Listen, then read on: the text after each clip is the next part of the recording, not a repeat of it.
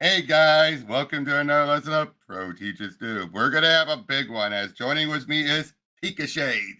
Hey, everybody. And today we're going over one of my favorite all-time comics. One of my earliest ones I read, and it's what's got my love for the multiverse. Ironically enough, when the multiverse died, Crisis on Infinite Earths. Now, of course, You never inviting people. know. Yeah, you Yep. never know you missed it until it's gone. Yep. And of course, why is Pika here? So it's obviously we got the animated adaptation, the three-part adaptation coming out eventually. So might as well go over this now since it's such a big, huge story. But before we get Mm. started, that animated adaptation, where do you stand on it since it's clearly part of the Tomorrowverse? Well, it's gonna Where, probably go with its own shortish history that it established to itself or during the last 3 years. mm-hmm, Mostly those movies, and then it's probably needs to introduce and then kill off the people who were long established in the actual comic, which had 50 years of history to build up on itself. exactly. And then that the fact what tipped me off so much was that they're not this is the crime syndicate having a bigger role. Uh, It's like, wait a second, wait just a second. So Yeah, if though they we, actually, yeah, when we get to it, we can probably talk more about the role they actually served in the well, source which won't material. be long, which won't be long. Mm, yeah. But yeah, this was a huge event. In 50 years, and it was decided let's streamline everything. Mm, Let's start fresh. Jeanette Kahn, that was one of the edicts going on with her involved, and it was a good one. This was a smart move, if you ask me. mm. Which, for in general, I mean, in the long run, it was probably the smartest move they could ever do. Yeah. At least they didn't. They could have just them all away, Just kept it or just going the way it was. pretty much give everyone who's gonna be killed off a final last stand to show that they mattered.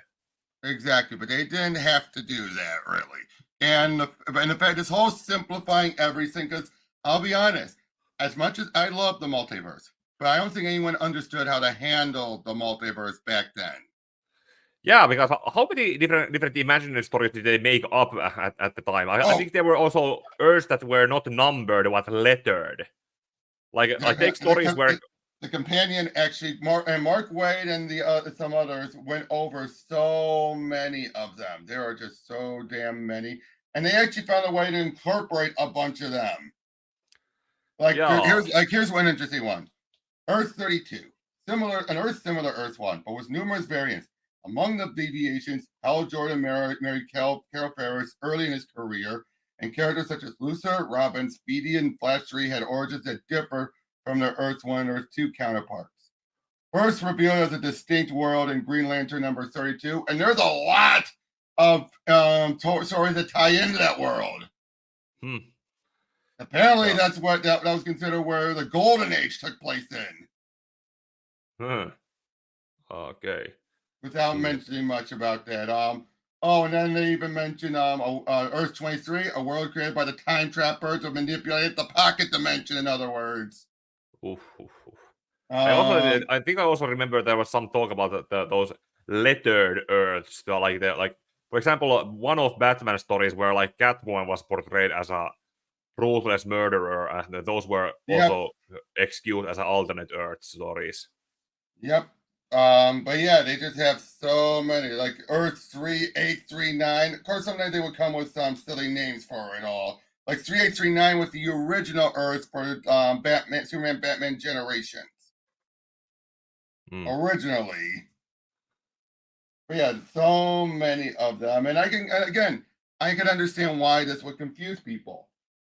Yeah, And, because which and ones are we talking about? How is this niche version your favorite, and how does that work? Like, not just that, but basically, let's be honest, it was done in a dismissive fashion to say, "Oh, this isn't canon," which it's mm, kind of what people blame about the Christ and the multiverse to this day. mm, The fact that that's almost a universal thing. Have you noticed that? Where even back then it was treated that dismissively, and then you have people nowadays who look at it dismissively. Yeah, not to mention it's also like people don't seem to know the actual difference between a parallel universe and an alternate timeline Exactly. where things went differently and where things are different. Exactly. Because yeah, there's and the big difference is a parallel universe is the one that's similar. It's the one like Earth One and Earth Two, for example. Mhm. Yeah, That's except some parallel. people were born or became active 20 or so years earlier or later, and Yep. and the other is basically just Well, whereas well, an alternate Marvel universe, going the whole what if thing. And yeah, then there's where there are the yeah, basic Elseworld stories like Batman, Bruce vampire. got the Green Lantern ring, became vampire. Superman crash landed to the Wayne to Yeah, yeah, became exactly, Batman and so on and exactly. so on. But that would fall still under parallel because it's still similar enough. Mm. Whereas Marvel and DC, those are complete alternate universes. It's basically there's a fine line between what determines parallel and alternate. Mm.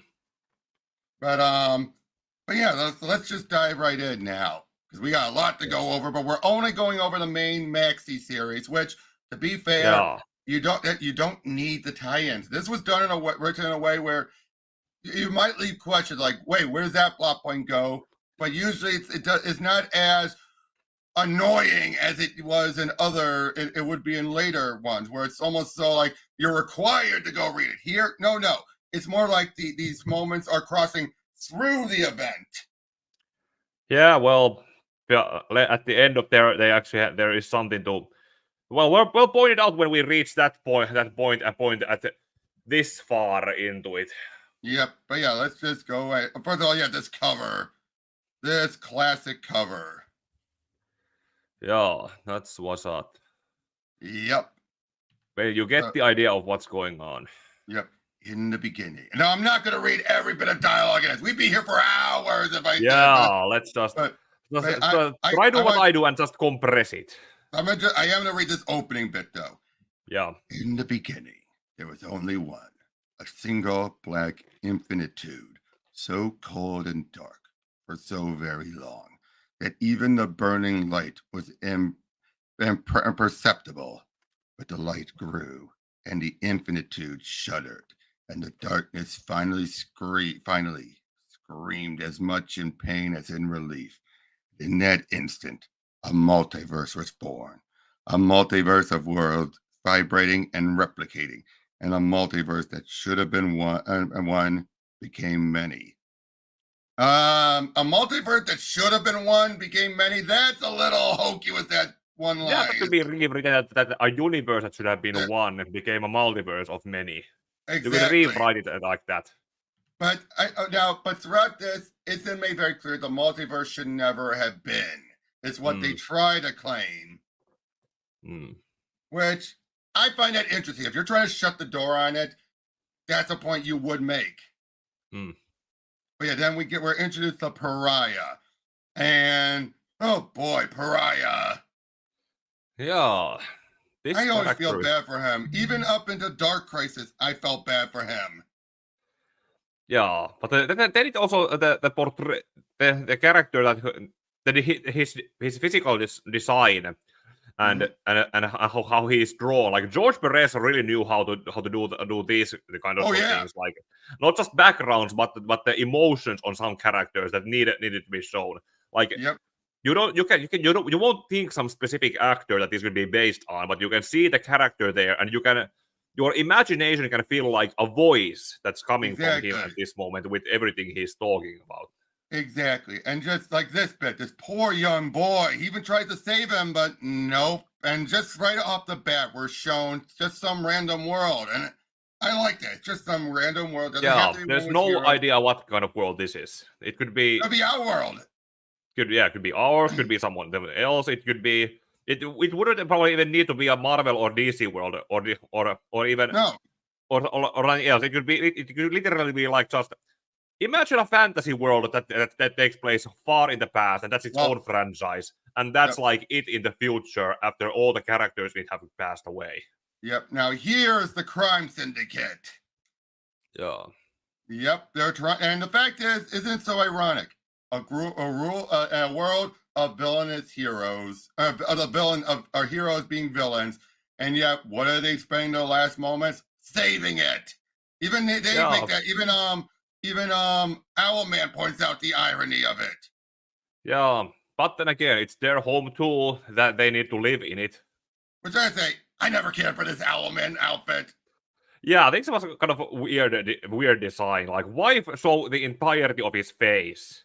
I Was it like know. try to get some kind of emotion or something else It's or some kind of goofy. It's superiority from it? goofy. But yeah, look, even Superwoman is there, and there's Lex Luthor, who's he's the sole hero, and even he tries to warn Superwoman, but well, no good. It's no good for Mm, her or anything. Her help, no good, and even the warning, no good. yeah. At least she It's gets one of those unexpected deaths that she doesn't get to suffer when it happens, right. which is more But than she probably deserves. that's true. But yeah, so he heads over to be with his in this version of Lois, who is still good. Which you would think if this was the complete opposite, she would have been evil, but it's not always that way. Yeah, But not amazing. This wouldn't actually need to be Lois. It could be like change the dialogue, and it could be literally anyone else. but it being Lois still was fitting because Superman and Lois, Lex and Lois. That's something kind of a universal constant that Jared is probably gonna make some kind of rant in the future. Yeah, I know, and you know where I stand on with Lois, so. Mm, But anyway, but the fact is, though, a parallel to Superman's origins. mm, A scientist and his wife, a world dooming, and their infant child. mm. And but in this case, then he then puts the baby in a capsule that's meant to send him out to supposed to send him to Earth One because that's the only other world that Lex knows about that he can send him to that knows he'll be safe. Oh, And I love this. What have I and what yeah what are you doing? What I have done all my life. I fight to the very end. Would that be considered a suicide? Just flying right into it? it could be a suicide, but then it could be like he dies with his feet on his feet instead of lying down. That's true. Or it goes to be a case where he thinks he's gonna fly in. Like if I go through, maybe I can survive and keep finding it. But nope, just whoosh.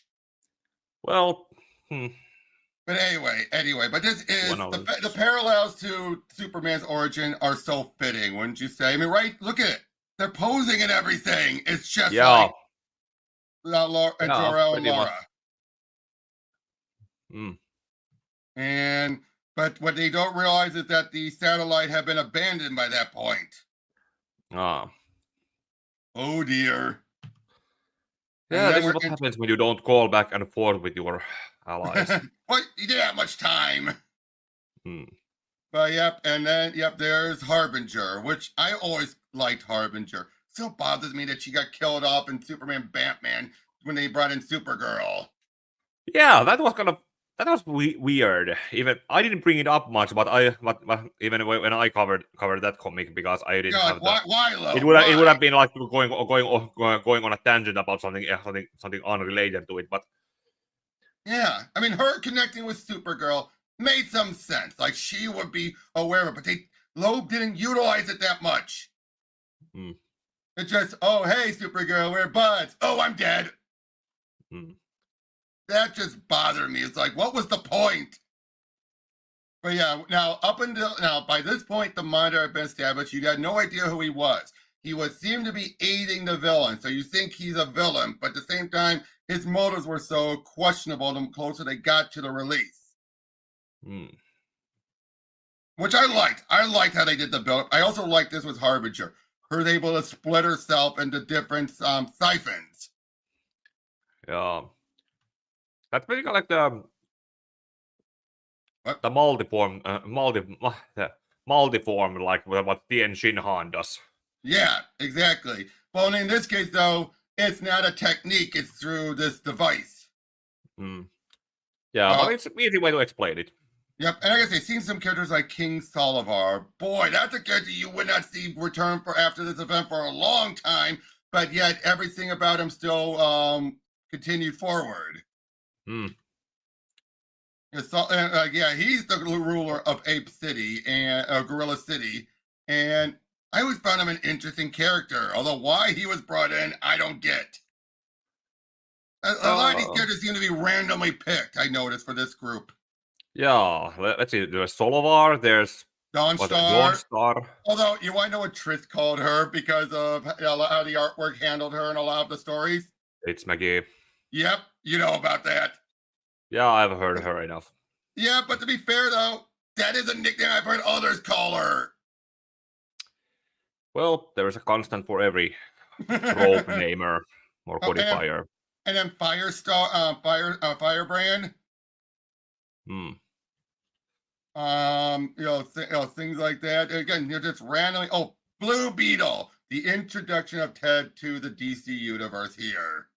Yeah. That was a great introduction, wouldn't you say? Yeah, this is like a pretty much established that this is this guy and this is what he can do. This is pretty much the guy's whole deal as a pop. He's not a jokester, none of that. None of that is here. He's just a normal, average guy. Oh, but then one of the shadow demons possessing Harbinger. That I like because they've been separated. So it's just one of them, but you then know when they remerge, it's going to corrupt her. Yeah, it's a slow burn. I like that. Oh, and this would be the story that would make the Psycho Pirate a big name, a huge name after this event. Hmm. The Medusa mask. Oh. And you understand why the Monitor brought him on. Now, Arion, I went over with Jared over Camelot Falls, and I gotta say, Arion's always been an arrogant asshole. So, Psychopath is pretty much you bring as a negotiator. The negotiator, but more like we don't have time for this, just manipulate him. Yeah. Because it tells you the Monitor, the fact he'll use a villain like him tells you that he's like, it's for his traits, not for his his morality. Yeah. And the fact that this is the Harbinger that was possessed shows you how she's different. This one's like, I don't have time for this. Yeah. This then we get Firestorm and Killer Frost. This is where you then have Psycho Pirate have her fall in love with him. Yeah, but not this would also be something that would always resonate somewhat with between not them as a couple, but the whole idea of, hey, those two could have been an item. Because then you have to remember, oh wait, she was forced into it. Yeah, this is something that. It's just the way she's at least it's a corrupted version of a protagonist and a supervillain who make it happen and not. It's also the artwork. The artwork makes her look so adorable.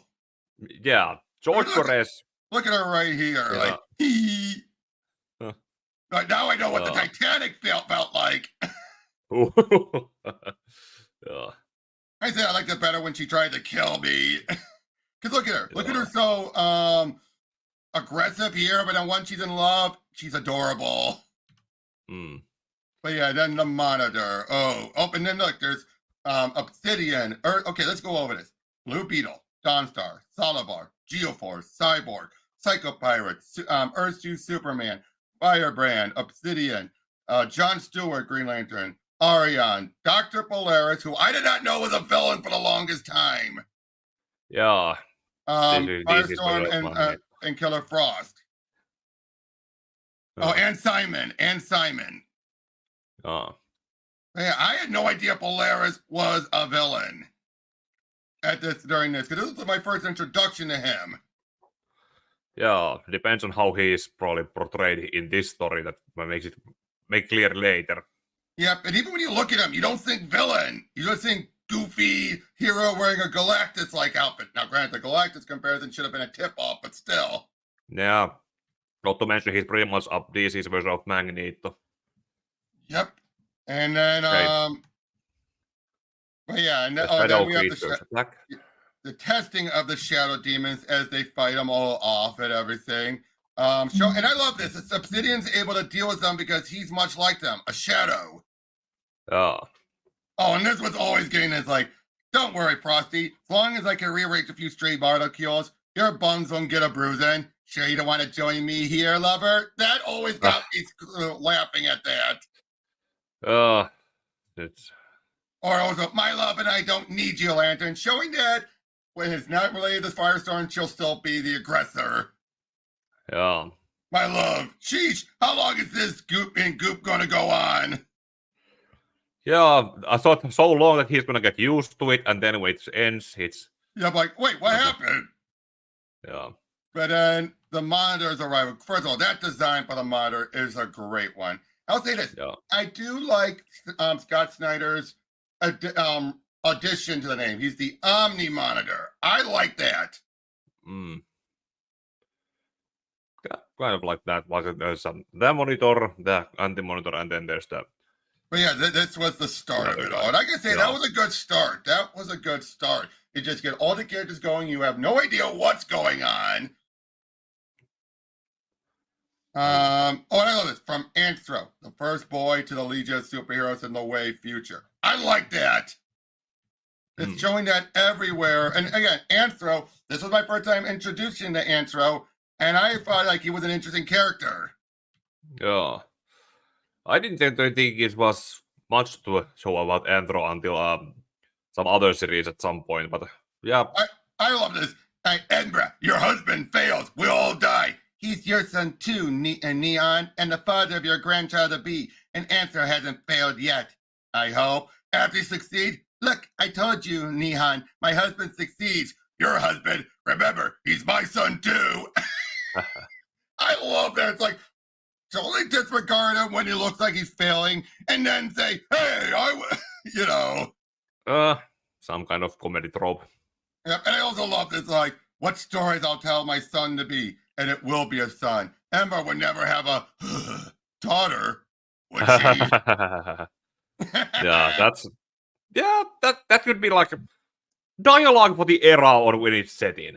Well, exactly. Although, I gotta say, the artwork is always, obviously it's continuing from how it used to, but it's always wonky. Look at all the other members that aren't Ember and Anthro. Ooh, cavemen. Yeah. Anthro, look like modern day people. The beauty standards of. No, I do like this. For a brief moment, he sees into the future. For a brief moment. And he's like, oh, what happened? But then also it's wondering what happened to the mammoth. And it turns out they ended up in the future. Ooh. And this was also my introduction to the Legion. Now, I would have and I would find the Legion interesting. I would not have the love I would have for them until how do they call it? Basically the post-Infinite Crisis stuff. That's when I would gain my love for the Legion. Yeah, that's when Jeff Johns started to do that. Oh, Joker! Perfect Joker here! Killing a man just to get the copyright. And he plans on doing the colorization process. Yep. Yeah. How 80s can you get? Yeah, that's something. If it's used in the movie, it's gonna be something else. Yep. But I love that. Like, I always saw me as a media mogul. And I was like, only movies you'll be making, Joker, is the sequel to The Prisoner. And I don't mean the one in that village. Did Batman crack a joke? Yeah, it was a simpler time. I love it. The Batman? You actually deciphered my clue? Amazing! Even I was stumped. And I wrote it. It wasn't. And I love this. Just like a typical Batman adventure. And then Joker seems to get the upper hand. And then Barry shows up. And the fact that we're seeing all this. Now, Barry had disappeared in Flash 350, which was the trial. Yeah. Now, to be fair, I also like it how technically this is Barry during the end, but we don't know that yet. But I love how it's very distinctive from when we see Barry later. Yeah, especially because it also shows how far Marv Wolfman had planned out the story to be. Like he didn't just write it as he went. He had done the whole plot structure up to the end, and then just decided to go back and forth there. Yep, and yeah, just having Barry just disintegrate before his eyes. It's like, again, that leaves you up in the air. We think like, oh, that's not going to happen. Yeah, it happens, but we don't know that. I just love that. You think this is a fake out. It ain't a fake out. Yeah. And yep, and then yeah, so he's explaining everything to him. Now, look, hold it, pal. Like Antler said, yeah, this is where we find out about from Polaris. You've supplied weapons to other supervillains. Like Antler had said, I've heard of you. You've been selling weapons and selling the bad guys weapons and stuff for the past year or so. What gives? I have come here to help save your world, not to fight you. And then even Simon says, you turned down my request for weapons. I'm now Simon will do nothing. I turned you down because your scheme would have endangered the very ones I needed. Again, just look at that image there of him just like, oh. I love that. Yeah, because no one ever aims at the ankles or toes. Yeah, well, to be fair, I think he raised it up for what direction it was coming towards. That was also another way to look at it. Like if it went towards his leg, ankles, and toes, he would have just lowered it and like done a whole body one. Yeah, and then Superman. Talks being the voice of reason. Down. The voice of reason. It's like if he's telling the truth, we'll save our world. If he's lying, no power exists that can defeat us all. Ha! But yeah, and I love all this. And they're even asking, why us? Why us? Because again, they don't want to get everyone else involved yet. They're trying to keep it on the down low. Yeah, no need to, because if everyone knew, it would spark panic. Exactly, and get the Antimatter's attention, not knowing that the Antimatter already is aware of it. Yeah. Also, the fact that Harbinger's well aware she's going to betray him. Yeah, it's a small aspect of her, and the rest are not strong enough to fight against. Oh, and then they take the Guardians of the Universe off the table, of course, which is something that Sinestro Corps referenced very well. Yeah. Make it very clear, if they were involved, they could have stopped the Antimatter, but the Antimatter caught him off guard and took him off the board throughout the whole event. Yeah. I like that. Back at somewhere. Yep, and then we have Superman, Batman meet up, and they have a run-in with Pariah, which is also a foreshadowing of that, danger and doom and gloom is going to come to Earth 1 soon. Yeah. Superman and Batman are meeting up about what happened to Flash, and yeah, not to mention this is at the time when this was written, it was happening at the daytime. If this was written like now or maybe in the animated version, if they do this scene again, it's probably at dusk or very later at night. Yep. Now we go from Antro to Kamandi. I always love that. The first boy on Earth, the last boy on Earth. I always love that. Yeah. Oh, but I love this. Like, Superman. How do you... of course. You must have met my Earth 1 counterpart. It's a small world, and getting smaller if we don't do something. And I love this, because Kamandi's had to deal with evil gorillas like Czar Simeon. And it's like, are you one of Czar Simeon's hired killers? Happily, boy, I am no such thing. I'm not even from your time period. Your eyes are different from the other animals. Warmer, more trusting. I like that. And then even that grabs him like, no problem, boy. Pleased to be of service. Again, just stuff like the little bits like this. Like you get enough, even if it's your first time seeing these characters, you get enough understanding of them. Yeah, not to mention, this is they're treating it as like it's something that they can handle, and like they it are. Seems that way at first, and they know that they can get it done, and they can then go back home and be prepared for the next day. Yep. Now they had gathered up Alexander Luthor, and now we're seeing something is causing him to change. It progressed age-wise already, and you've seen this Starfield effect on him, which is like, what? And then, this is where we're finding about, we get made more clear about Psycho Pirate. this addiction to having to change emotions. It's an addiction. And he even does it to Pariah, which they feel like, I love it. It's like, they won't let me feed on the emotions. It's no longer enough to change emotion, is it? No, I've got to sniff. But yeah, he does it, and then Arion just knocks him down. But unfortunately, by taking some, absorbing some of that emotion, he starts to use that on everyone else until Obsidian. Basically, this already shows it right clear. Like, one, the Monitor made a mistake. He should not have brought in the Psycho Pirate. And two, the Anti-Monitor has abducted him. Yeah. Did think this role. Oh, I love this bit. He's willing to remove. He actually is capable of and removes the Psycho Pirate's face, knowing that would have killed him if he didn't have some way to express himself. Oh. Now apparently, again, it's pretty much good to show that no plan is perfect. Like, yes, you can write a character or you could have written the Monitor's plan to be perfect and then have a hiccup happen because the story demanded. But instead, Wolfman pretty much decided to, okay, let's make him do this one mistake that then makes it fall on everyone else. Well, we already had that first mistake with by splitting Harbinger.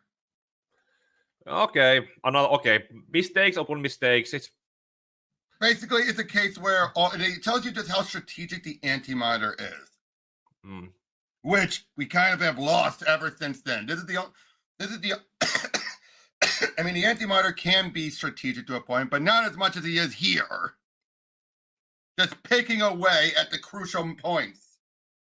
Yeah, this is something he never did again.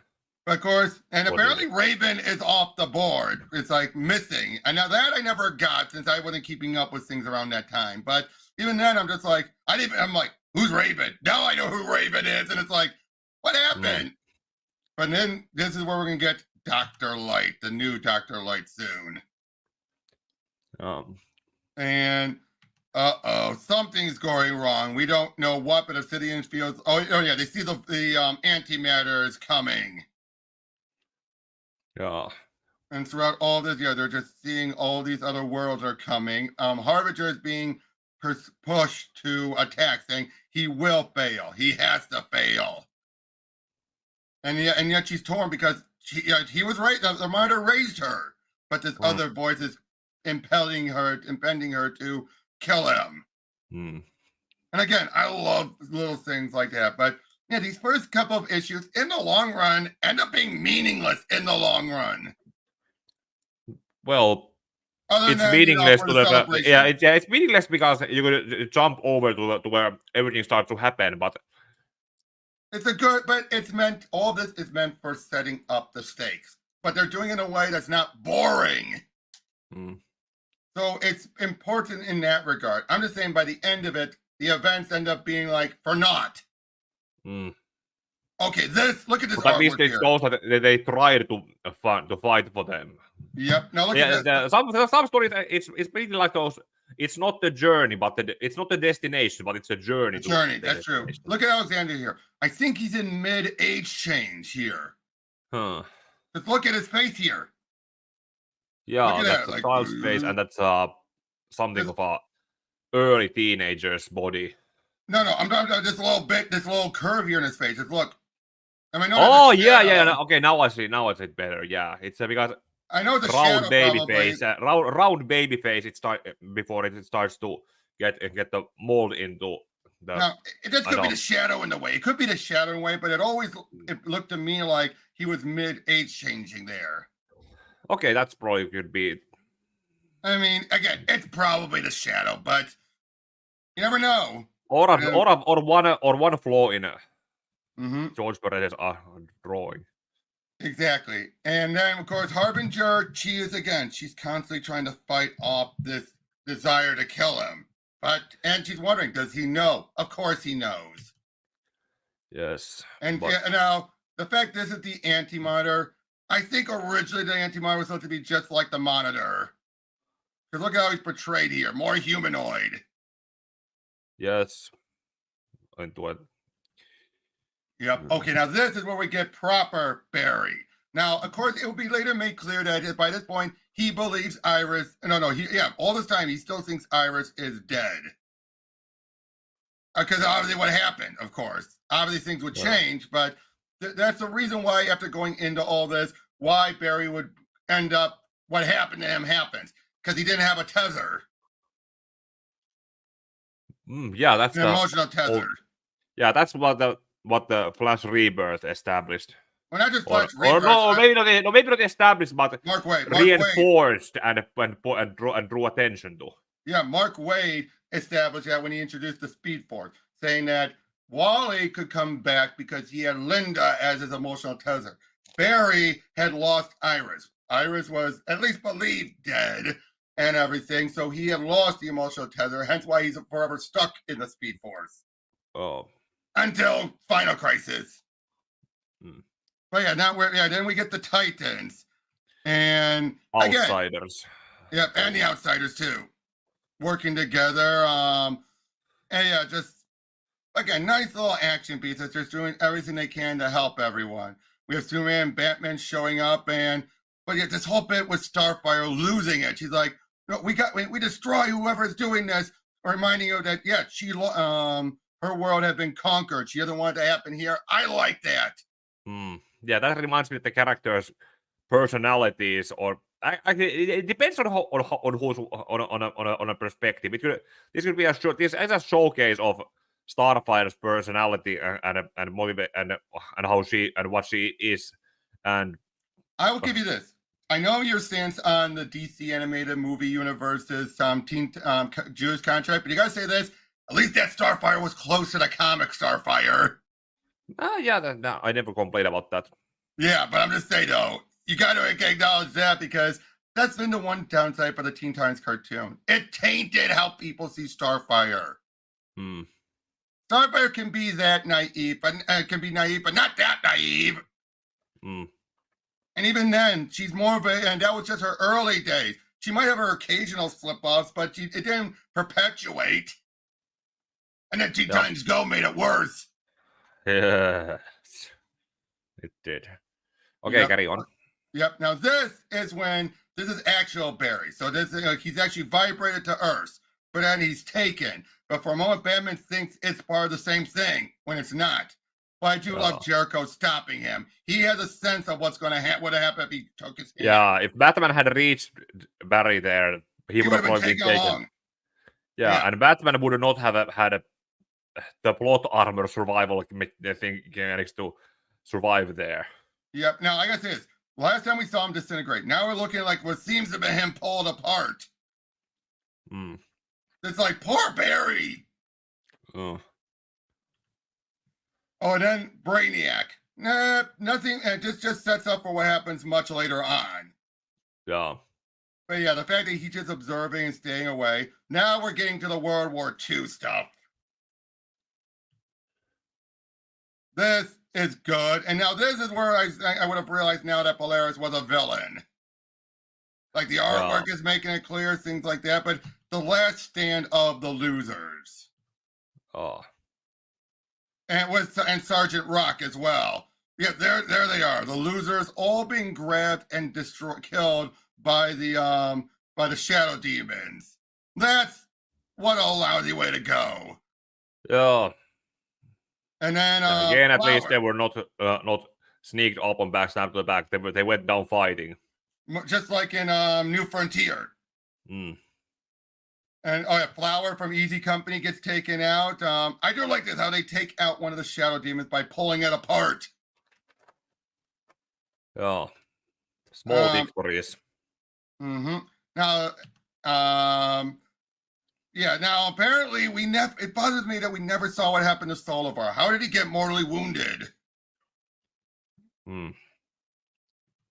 Because he didn't die. He gets died and then sent back. But I love this. No, I won't accept this. Everyone I've ever known leaves me. My parents abandoned me in that command keep. My friends either died or left. Solivar, come back, please. Oh, that just sucks, doesn't it? Yeah. And we won't see him until much toward the end. Now we get the Old West. As we have like Black Hawk and who would eventually be revealed afterwards to be one of the reincarnations of Hawkman. That's Jonah Hex. then don't you remember the green costume on that hombre? It's the same one we saw on another guy who called himself a lantern or something. Only he wasn't no color man. And I love it. I replaced that other Green Lantern. But notice, Jonah Hex is not the big popular name at this point. He's just one of many. Yeah. I mean, it makes sense. Oh boy, Simon gets completely overwhelmed at everything, and yeah, so many of them start to get wiped out just as much. Even Blackhawk gets taken out. We have the Legion are doing, and this is when Kid Psycho he gets killed. So they even remember that the Legion aren't safe. Remember, the Legion was still their most popular book. Yeah. Of course, Kid Psycho was probably the one that was expendable. Yeah. And then this is actually one of those stories. Yeah, we'll get to that. But no, go ahead. The fact that everything is being destroyed at the different time periods at the different points. Well, yeah, that's one head scratcher. At how did that future or past or present get to happen if the previous versions of them get wiped out? I think it's because this is different from what we were getting 0 Hour, where it's like the history is like being eaten, chomp, chomp, chomp, chomp, because that was also one Earth. I think here the antimatter. That's actually the whole. Okay, that makes sense. Why did I think of it? Different Earths, but different past in a different Earth, different present in a different Earth, different future in a different Earth. But there's another reason. In 0 Hour, it's literally entropy that's doing it. So it's time being eaten. Here, it's antimatter. And I think the whole implication is that antimatter does not, time doesn't matter to antimatter. Oh. I think that's the other reason. Yeah, for space.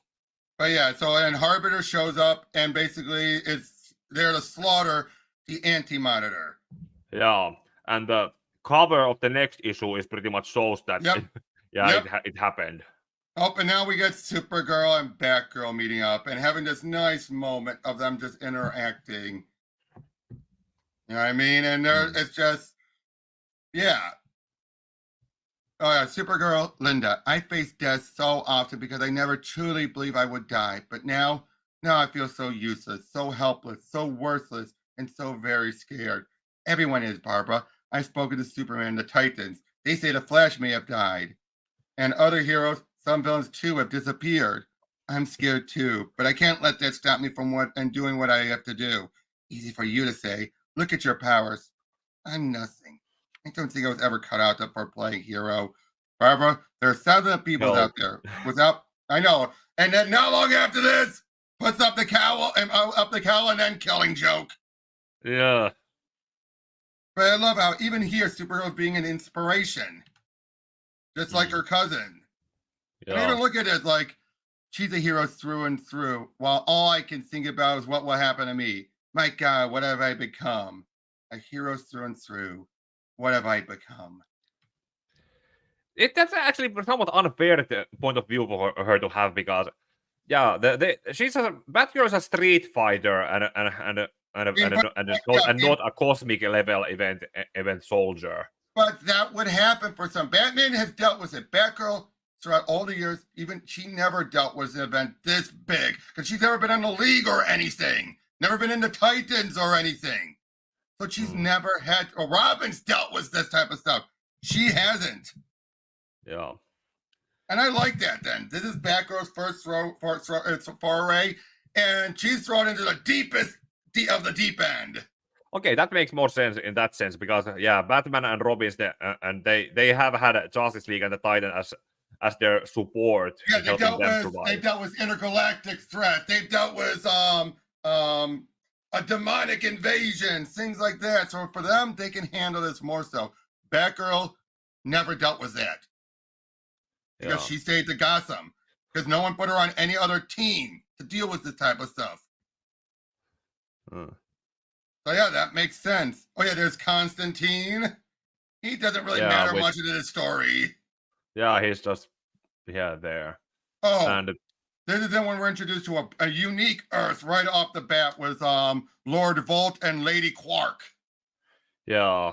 And then basically, and Liana, their daughter, and they say everyone else around dies except for Quark, and Pariah saves her, showing that he could have saved anyone, but this is the first time he had an opportunity to do it. Oh, And I love it. But I cannot let you die. If I can save but one life, my eternal damnation will be eased that much more. oh, Oh, and then the introduction of my favorite character, Dr. Kimio Hoshi. oh. She's just coming in being this complete and utter bitch. Like right Yeah. down, like saying, like, silence, you miserable toad. We were given the assignments of charting this phenomenon, not of giving in to your baser instincts. Kimio, I did not raise my daughter to be so cold.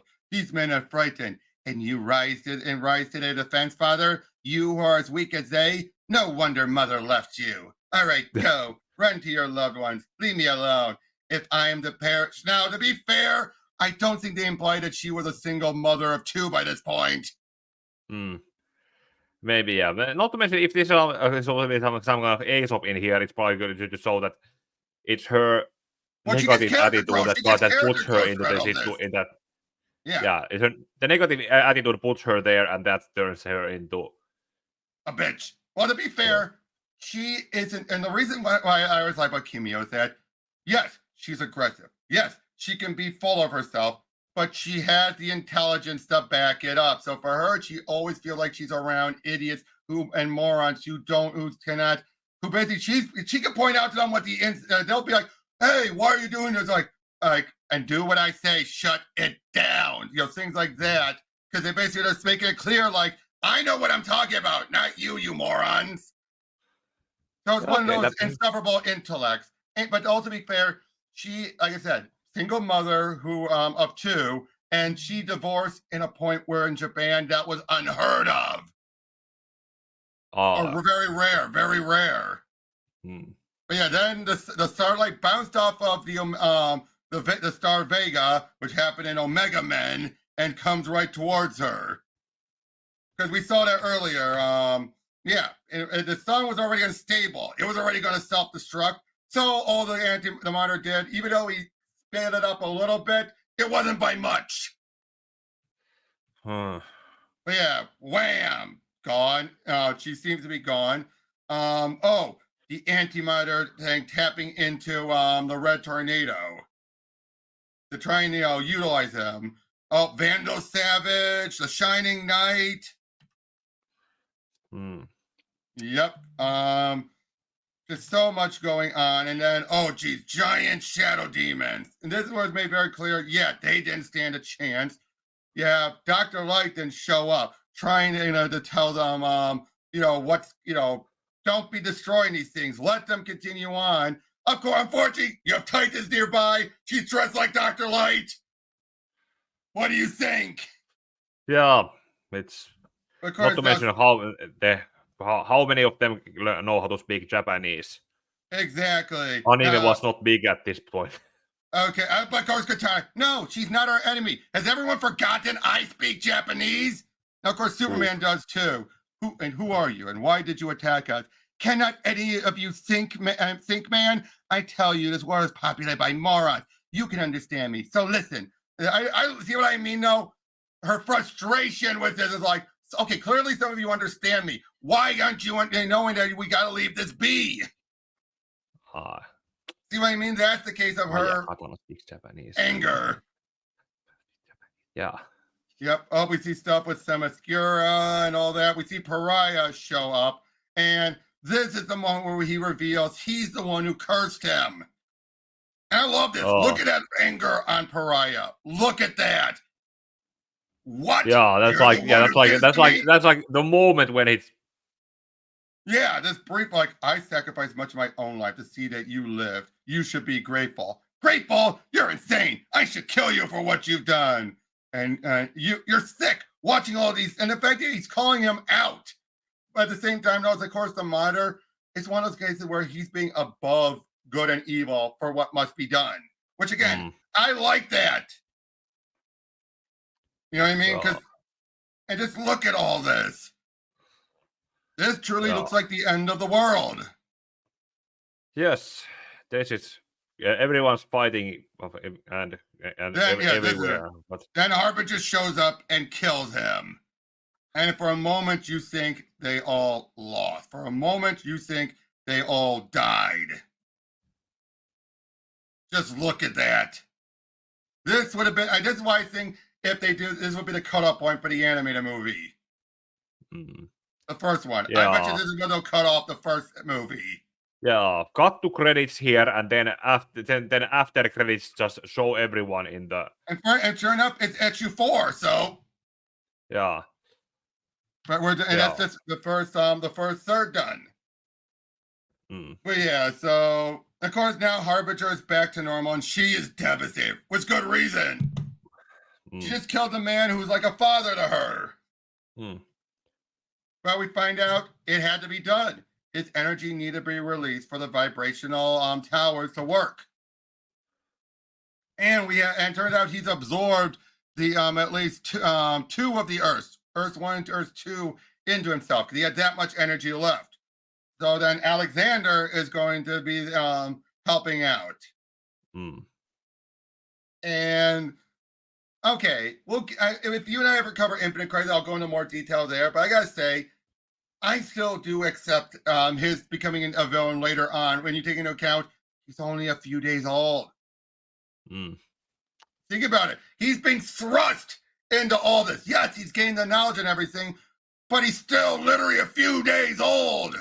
Yeah, it's like having knowledge, and then there's having the experience of the knowledge that you have. I'm surprised he didn't crack sooner during this event. Yeah. But yeah, now of course, the Flash is being used as Psycho Pirate's plaything. Just so the Monitor can hold off on him until he needs them. But now, because of all this, we have time slamming. Yeah, like both Earth 1 and Earth 2 are like that is what I was about to say. Like in the next splash page that happens after that one. Yeah, this like if they do the animated movie so that the first 4 issues are the first part, and then cut to credits after the everything has been consumed. Do the credits and post credits wham shot this scene. Exactly, at least a setup, or at least someone waking up like, huh? We're alive? And then it pulls back and reveals that. Yeah. But yeah, and again, this is where it truly becomes what everyone remembers the Crisis for being. This massive crossover. This massive across different eras. But yeah, oh, I love this. I am Grix of SETI Alpha 6. I was turned to Legion headquarters when, say, aren't you Lois Lang? I think I saw your hollow sculpture one. Lois Lang. Whoops, yeah. mix up. Yeah. I love that. Either it's a typo or a mistake, or it's a written in historical error of some things have been lost to history. My guess is he went to the Superman Museum, saw Lois and Lana next to each other, and they're both LL. I think it's a joke on the LLs. Lois Lane, Lana Lang. Yeah. Let's be honest, I'm surprised others don't make that mix up. But yeah, basically they're explained about the different vibrational frequency and how the 2 universes, not just the Earth, have all been brought here. Oh look, Warlord, Amethyst, the Creeper, Spectre, Phantom Stranger, Sergeant Rock, Swamp Thing. Just look at all these characters. Yeah. Even the villains. Adam Strange, so many of these characters. They're not going to get through everyone. They can't get through everyone, even in the animated movie. Yeah, but just they're going to need group shots. Yep. And look at this. You're from the 18th century. I was on my way to Philadelphia to sign Tom Jefferson's Declaration. 1985. Yeah, read about in the history. Isn't that during World War I or something? And they're like, and you're obviously from Crunch. Oh, and there's the rest of the Green Lanterns being taken out. Not killed, but just devastated, at least. Oh, geez. Ariana back when she was an actual, Arisha, not Ariana, Arisha back when she was actually a kid. Oh, Before she aged herself up. oh, Oh, we got the,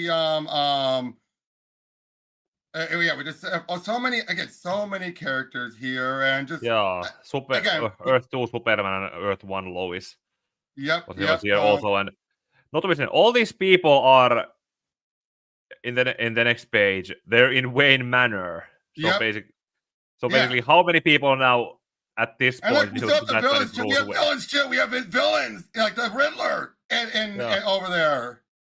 yeah, It's like, oh, wait a second. yeah. Maybe it was I think with the and Poison insanity, Ivy too. I think that with the insanity, I think even Riddler's mind would not even consider what's going on here. He'd just be like, oh, and look, I think that's supposed to be a young Bruce Wayne. I think. Yeah, that's Earth 2 Robin and Earth 1 Batman. And Yeah. that's either a young Bruce or maybe that's Jason with the Or Jason, or Dick, or young Dick. Again, just so much insane. Oh, and then here's the point where I hear you, fool, and be pleased I do not freeze your very blood. Now, see, back to being cold. But yeah, obviously, Psycho Pirate's spell has faded. It's like, it's like, so it wasn't permanent. Yeah. Oh, but then, and all things considered, at least she didn't take it worse. Yep. Hold on. Ah, geez, I hate when it does it. If I go back and forth, it then throws itself off. I hate when it does that. Okay, but then Red Tornado, I feel bad for Red Tornado. I didn't know much about him, but seeing him being turned into a full robotic weapon. Oh. Now that I know more about him, I can't help but feel so sad for him. Oh, wait. Yeah. Oh, and look at this. An old couple seeing their young daughter from a different Earth. One that was been on their Earth, she died.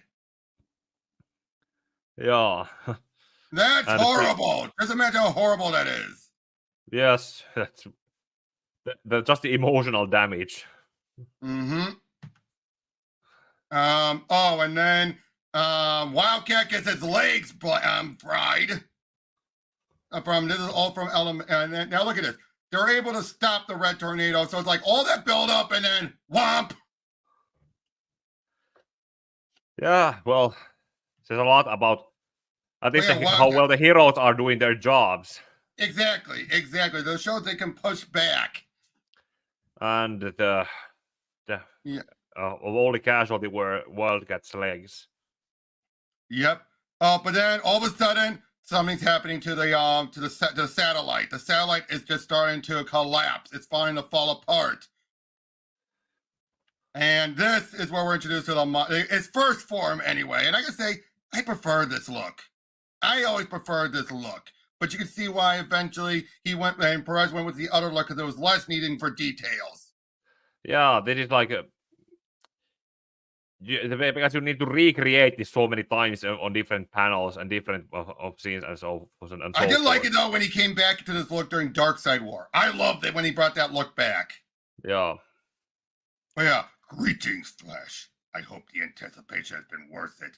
Call me the Monitor, and very soon I shall be the ruler over all who live. And oh boy, now they're clearly running to their doom, but they don't die though, because they end up surviving eventually. Oh. But yeah, that's where it ends here. We're now at the halfway point. Jerry Ordway would get involved by this point as well with the inking. And but this is then where he gives the Psycho Pirate, this is his whole purpose for it, gives him the power to control the 3 other Earths so that they would go crazy, wild. All of a sudden, Pariah's being pulled away, and basically Alexander's going to try and sacrifice his life energy, but Harbinger chooses, no, I need to do this. Yeah, she needs her redemption for what she did. What she does. So she goes into and joins with her other self before the satellite's destroyed. Oh, and this is where we introduced to Yolanda Montes. Yep. This is. I gotta bring it up again. See, I thought she was introduced in Stargirl, as a certain anti-SJW YouTuber claimed. Yeah, that actually like Stargirl was one of those first when I was starting out in my first year of YouTubing. I did those episode by episode reviews. I have hidden most of them because the quality of them was not very good. But I didn't do those compare her to the characters as they were introduced, and also the thing with Yolanda. Yeah, and I also criticized because we later get to see her, but there was no color contrast with her design in the show to how she was introduced. Like, well, you could would it have been too hard to give her hair or some red shading to contrast with the all dark costume? Yep. Oh, Lex gets beamed aboard with Brainiac. I do like this. Cameo can now speak English thanks to the Harbinger, which I love that. One thing's for certain, one thing's for sure, it'll certainly simplify things. But yeah, we see Harbingers in the middle of the void, that she's doing something. We don't know what, but unfortunately, anyone who's from the other 3 Earths that aren't under the protection of the Monitor, yeah, they are now being in the thrall. So now they're being paranoid and going in for the attack. Yeah, freedom fighters. Yep, the freedom fighters. And yeah, and the Charlton characters. Society. Yeah, the Charlton, the Justice Society. And then there's the. Yeah, the you Charlton. can tell that Ted knows what's going on. He's saying it and going back and forth with it. His paranoia is twisting it. Yeah. Yeah, because like they scared me out of my wits with this fright story that could give goosebumps to Stephen King. I think this was before the Goosebumps books came around. March. Oh, Judo Master versus Katana.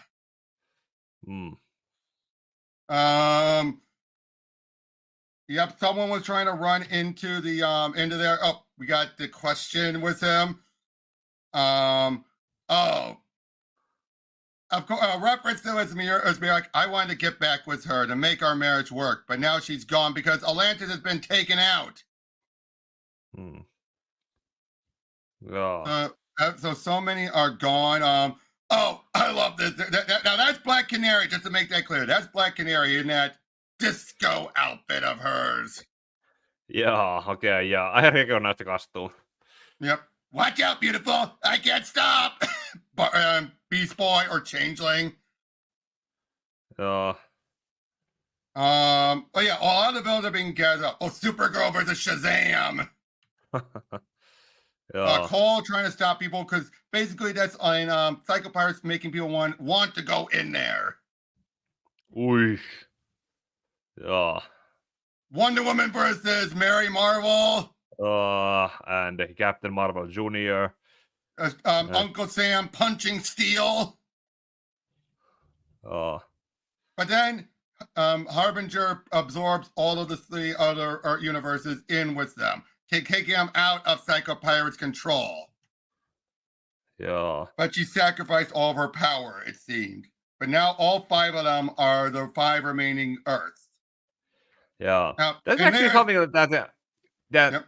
Yeah, if you look at the events of this issue, that the whole issue was she doing that. It was you could say that it was a loading process, and we were shown what the heroes were essentially going through, what the loading process was going on. They were just needed to hold the line between each other and the civilians until Harbinger did her thing. Here it is, the famous issue. Yeah. But now that we also get the origins of some of the characters. Yeah, going. But yeah, you see so many of the villains being abducted. In this case, Savannah. I love how Savannah acts like, it's verbally saying like, bye-bye. Don't know what's happening, but I'm not going to tell him that.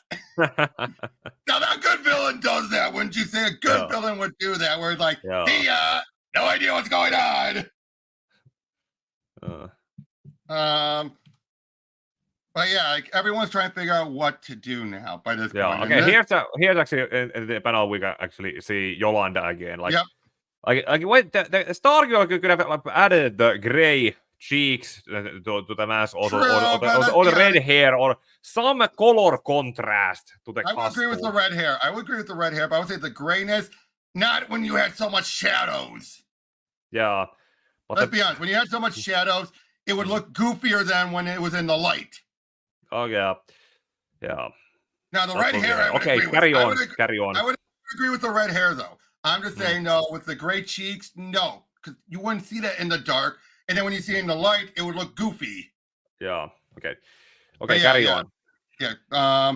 But yeah, they're basically explaining everything about them. So they pick representatives from each Earth. Lady Quark, the sole survivor of hers. The two Supermen. Shazam, Blue Beetle representing his Earth, and Uncle Sam. Yeah. And basically, this is where we get the origin of the multiverse, which had been established beforehand already. That when Krona looked back in time, he ended up causing, just by witnessing it, created the multiverse. Yeah. It's basically like a like the SCP info hazards, or that you see, It's, and it's out there. and this would be a long established rule. Though, and those who witnessed the dawn of the universe will be destroyed by it. Yeah. When you look at this, they use just a regular observing monitor, so of course there'll be a backlash. I say this, I bring this up because of how Pariah did it. Pariah ended up doing the most intellectual way of doing it, more so than even the Guardians. But we'll get to that. We then get a nice summary about, this led to the formation of the Green Lanterns, and then some would form, would leave. But then we find out about the Anti-Monitor being born, and then as if in response, the Monitor was born, and the two were born, and it turned out the Anti-Monitor created Quark and Quard, which would be a long established then for Sinestro after this. Yeah, that's where the Sinestro Corps usually also base. Now, this is also worth making clear because the universes were equal, perfectly equal. Neither could, really truly stop each other because they were paralleled. Now, of course, this is long before we've been introduced to Perpetua and everything, but I still say this. We'll eventually get to that event too, but I liked what Scott Snyder introduced because it didn't hurt what's already established. Yeah, it's basically just looking at the same thing, but from a different perspective, and seeing something that could have been there, but was behind the corners Remember, of the this panel. is after the first crisis. This is after that first crisis. This is technically the DC universe reborn after this first, unknowingly a second time. Yeah. But yeah, so this is where we find out about Pariah's story. He was the greatest scientist of his world. But look at what he does. He comes up with an antimatter chamber to go in. Thus, once he observes it, it wouldn't have any backlash. Now, of course, it seemed to have been like the antimatter caused it. Now, it's later revealed that the anti-monitor did this.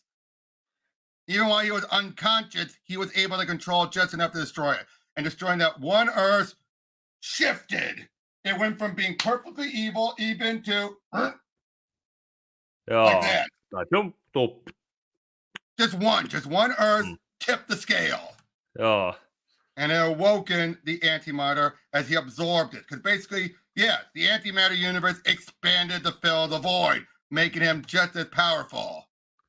Yeah, and the more he ate, more Earths he then ate with the anti-monitor, the less space the matter universe lost, and so the monitor himself became weaker and weaker. Now, to make this also clear, it said, but wait, isn't it infinite? It's infinite in that more Earths are being created every moment. But you can, if you consume it fast enough, you'll make it finite.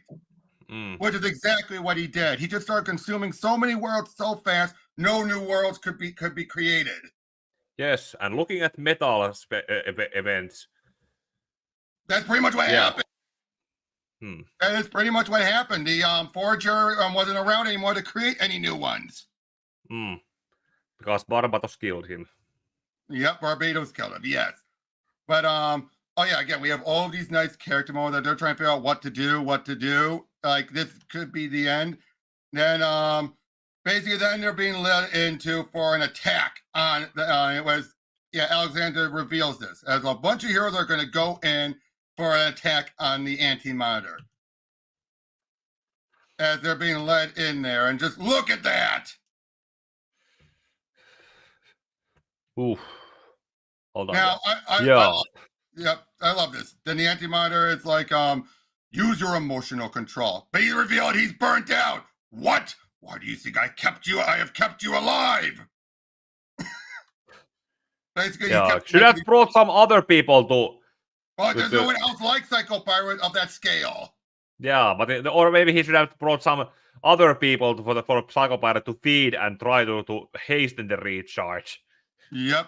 But yeah, it leads into a big attack. And look at this. Earth 2 Superman gets hit, and he actually bleeds. One hit, and he's already bleeding. It tells you the danger of this because there is no sun to recharge either Superman here. Nope. Or Supergirl. Exactly. And yeah, look at it. They're putting up a good fight, a valiant fight. They're heading on over there, and I love this, where he's chasing there. For a moment, they think Pariah is dead. Like, he's gone. Dr. Light, where's Pariah? He was, but the Anti-Monitor killed him. The Anti-Monitor's gonna pay. No, stop! Pariah can't be killed. She's gone. And I was trying to wonder, like, maybe she isn't as evil as I thought. Because, yeah, she gives that vibe where you think she's evil, but she's not. Oh. I love it. Thank Krypton, you waited. She had empathy towards thinking someone was a... Yeah, but I love this bit. Thank Krypton, you waited. I'm not a fool, Superman. That one line makes it very clear about her. Yeah, she went off hot-headed, but she wasn't that hot-headed enough to be all like, like, I'm going to, like, nope, wait for Superman to catch up. But then, yeah, they see all this. I love this. I'm a scientist. Light is my specialty. Let me study this. No, this is the machine. It's got to go. And oh dear, now this is the moment. First, Superman's being knocked around. Even Dr. Light said he did it so I could destroy you, and I intend to carry out his last wishes. She's not doing it the way she was meant to yet. But then this Supergirl, this moment of awesome for her. Yes. And look at it. She's not just beating him. She nearly kills him. Yes, it goes on, pulls the floor of him, up under him, gets punching up, gets hits, and she's unrelenting. And look, and Kimio is completely. This is seeing true heroism in front, being utter selflessness, which he's realizing. Yeah, I've wasted away my life with selfishness. No more, Supergirl. No more. Whatever happens here, you've shown me the truth. Okay, that's a little dated dialogue, but still. Yeah. But then I love this. Like, I need your cooperation. Anything you want. You can't know what you've already done for me. When I move, take Superman, find the others, and just look at this. And this is her crowning moment of awesome. This is still there's a reason why this death is so fondly remembered. Yeah, it's also like all bugs. You don't show the fist, but you saw the fist. It's you imply that it's going all the time, but it's just giving it at the Anti-Monitor over and over. But then there's this. Yeah, where Kimio calls like, "I have to help you." She turns. You turned in battle, girl. And thus Dr. Light blames herself for this. Oh, yeah. If she just let her do it didn't distract it, probably. But to be fair, though, it's later made clear, no, she would have died before she did the final blow, because this was killing her anyway. Yeah. All the Anti-Monitor did was put her out of her misery. Yes, but at the moment, people believed that it was happening, and that's pretty much, and she believed it. Everyone believed that what they were doing, and but no one holds it that was enough to solidify that this was was her greatest moment in the end. Yep. Well, in general, it was anyway. Yeah, but yeah, you taught me to be brave, and I was. I love you so much for what you are, for how good you are. Oh man! And look, Superman's ready to go away. Ah! Like, where is he? I want to kill him for this. Why? You let him get away with killing her? Kara gave us all a chance to save our world. Oh, that's great. And because how ironic with how Earth 2 Superman would be when he loses his Lois. Yeah. Too bad he didn't remember this moment. Actually, no. He doesn't see the post-crisis Superman as this Superman. Oh. That's why. He sees it as a completely different Superman, which he is. Mm. Oh, but yeah, the funeral, everything here. And look, poor Brainiac, because he loved her. Yeah, Brainiac 5.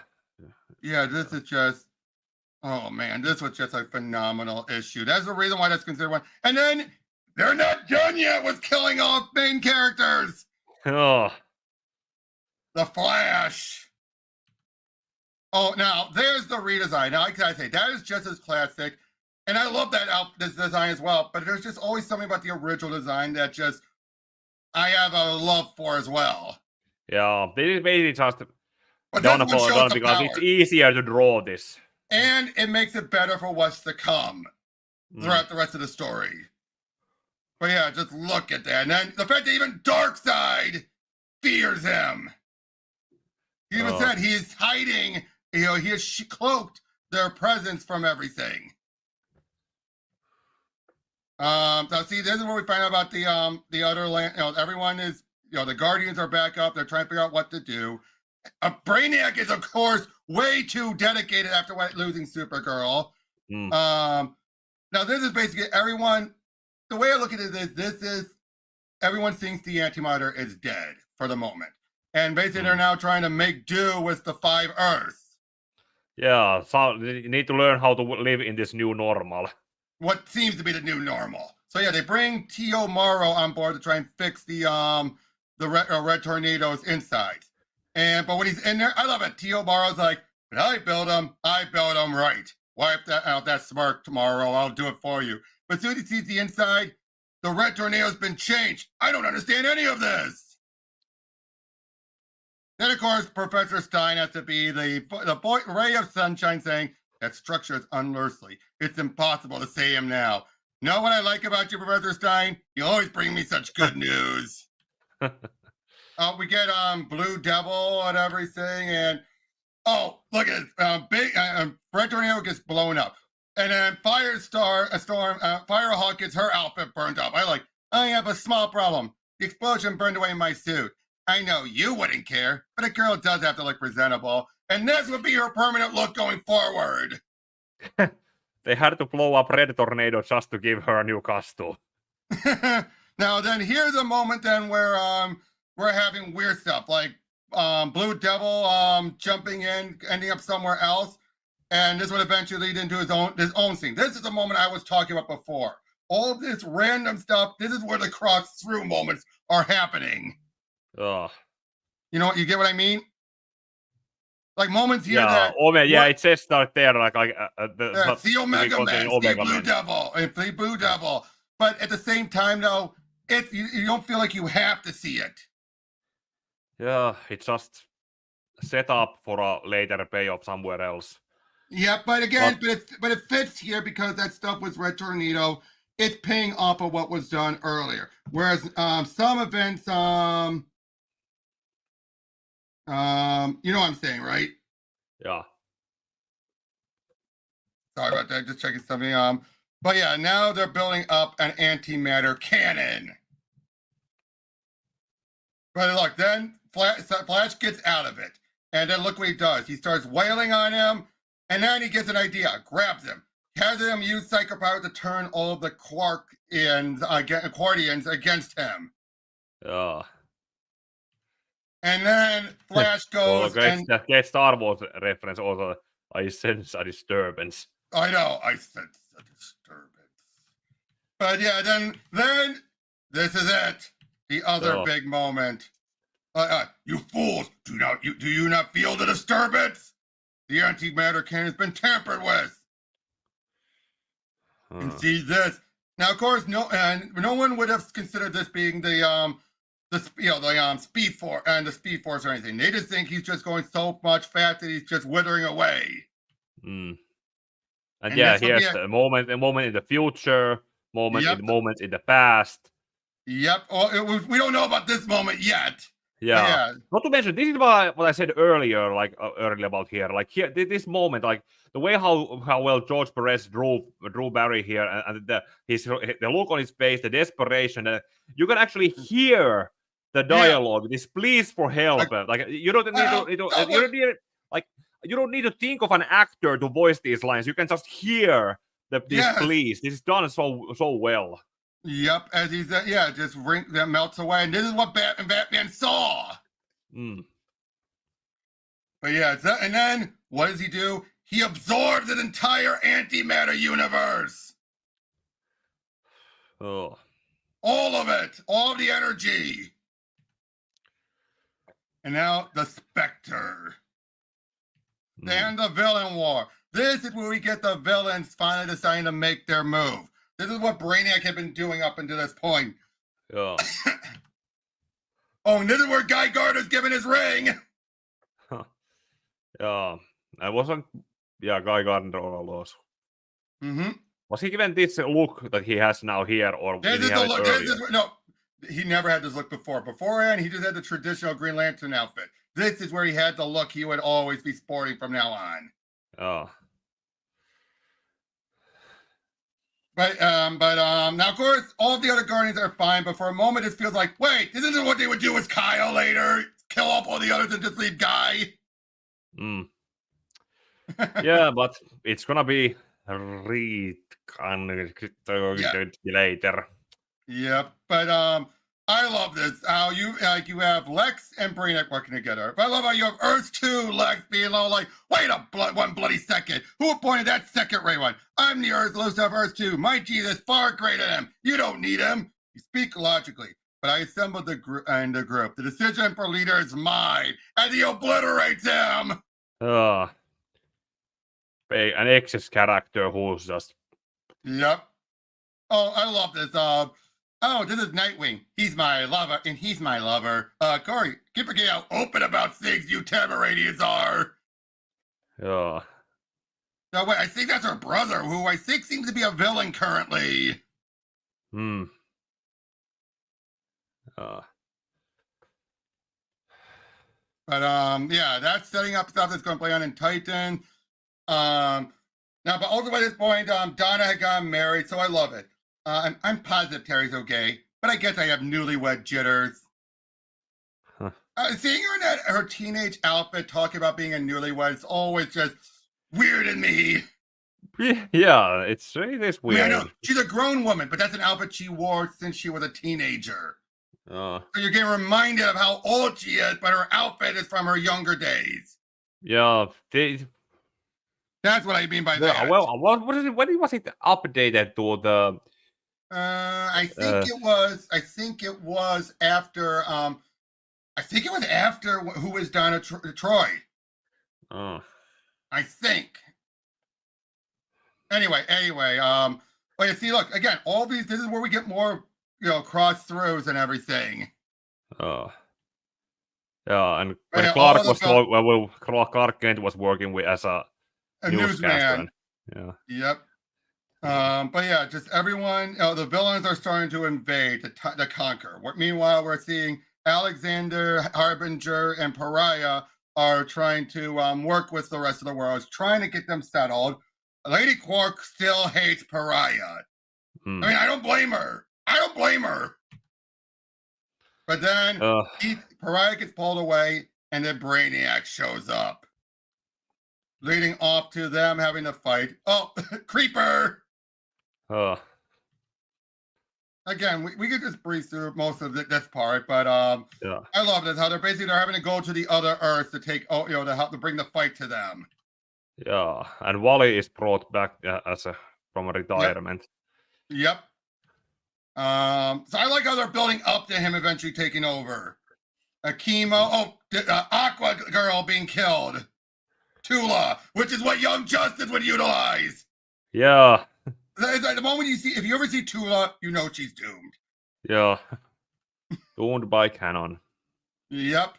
All of this going on, just more and more. Poison Ivy, all this. Now, Joker, look how Joker here is just so taunting him. Nowadays, Joker would just kill him. Yes. Or just kill or slowly kill them by talking. Talk about Yeah, how he's gonna do it and then do it. exactly. And basically, the look on a Phantom Lady's face is shut up Yeah, and get she's like, do yeah, it yeah, already. get over it. Look at Mr. Mind here. Look at back when he was more cartoonish. Uh, Ah, yeah, He- that. Yeah. I'm so used to him looking more like a realistic one. Oh, Uh, Simon seems to defeat a Brainiac. Nope, he didn't. yeah. But I like that though. Of course, the villains would team up. That makes so much sense, doesn't it? Mm.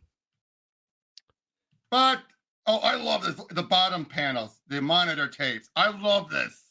Yeah, this is the what I said earlier in the video that this is how they are trying to tie in all the tie-ins to the main series, back to the main series. Yeah, exactly. So much of this. Yeah, he's explaining. She's explaining everything down there. Oh, Cole turning Black Adam and basically back, much like Sinestro, back when Black Adam was just simply just a regular villain. Yeah, before Jeff Johns did what Made Jeff him. Johns did. Which, let's be honest though, you remember them more now. Mm. Oh, Yeah. they meant to talk about Superboy of Earth Prime. Where could he be? Negative Woman Oh. takes out Chemo. This is when we start introducing to what was the Celsius and her Doom Patrol. This is still before the Morrison stuff. Mm. Oh, I love this. Phobia is trying now. That is it. Just me or does the Sparrow there look more? Does not. And it looks a bit more. For a moment, I thought that was a chick for a moment. The way the features look. I love this. Phobia won't work. She's a robot.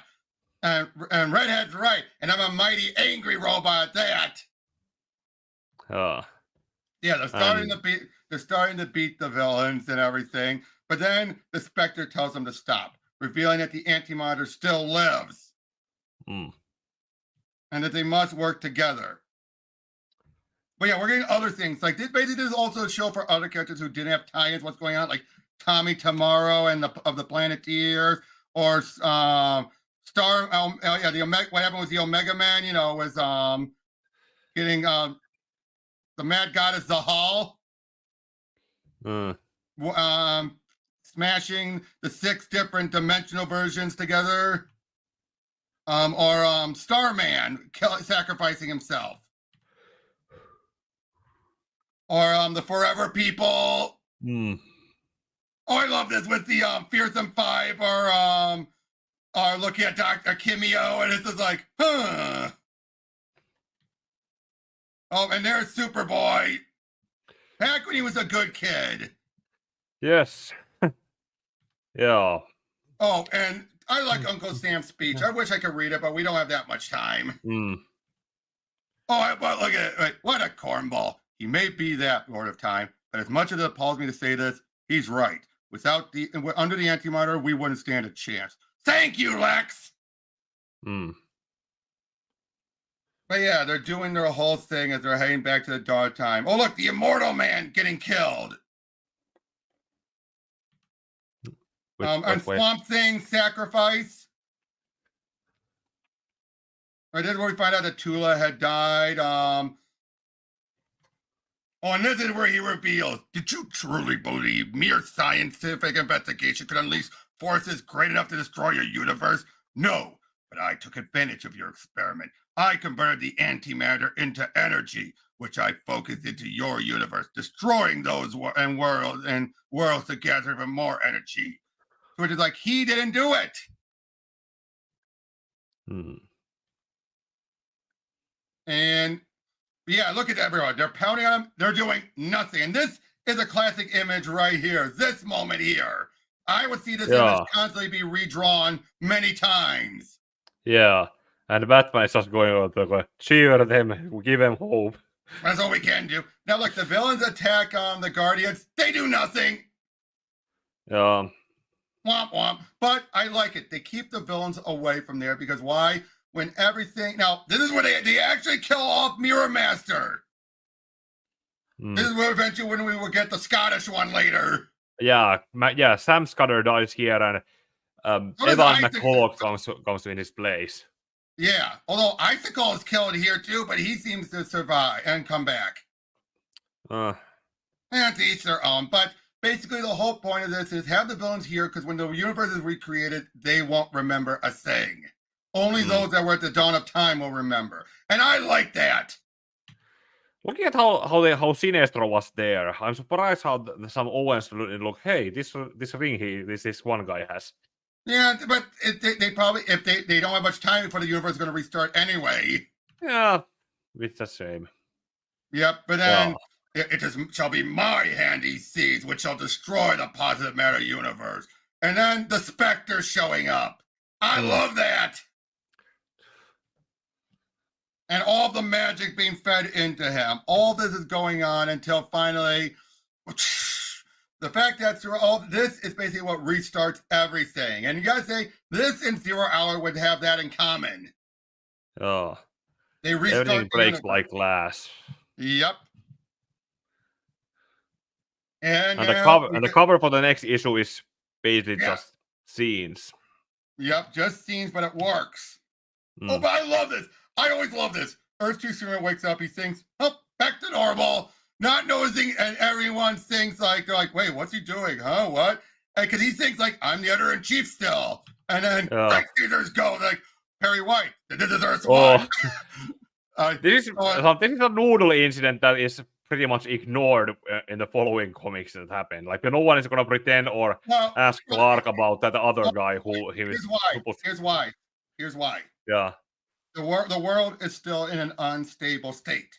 It's readjusting. So eventually memories will come and go.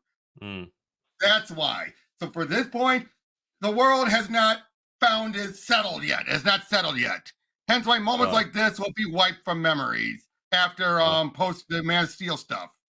But I love that still, nonetheless, though. It's still a great moment, though, isn't it? It's just like, like, what's going on? Who in blazes are you? Yeah. No. This is my Uncle Clark, the one I was named after. Like, not exactly named, but it was because Martha Kent was originally Martha Clark. Yep, I know. I love it though. That's a good excuse. Yeah. I told him I was more than just a reporter. I said I was editor. You understand, don't you? No, I don't, Kent. And what's more, I don't even care. Like, you ought to consider settling down with your Lois. Nothing like a good marriage. I'll keep that in mind. But this is where we're just trying to find out stuff like Central and Keystone are now twin cities. Or how Joan does does not recognize Earth 2 Superman, but of course Jay does. Yeah. This is where everyone's starting to realize if you were at the dawn of time, you won't remember. Now, of course, obviously, and the whole everything is settled would be explained afterwards to why people don't remember. Yeah. But yeah, the void. Yes, the void of nothing. And once they do this, just create nothing but darkness within darkness. And they even say the cosmic treadmill has been destroyed beyond repair now. That you can't pretty much do anything anymore. That's closed on another door on how things that were done before can't be done again. Yep, but of course, I don't blame Earth 2 Superman. He felt like he lost nothing. The fact he was ready to fly into that void. He's like, this is where I belong.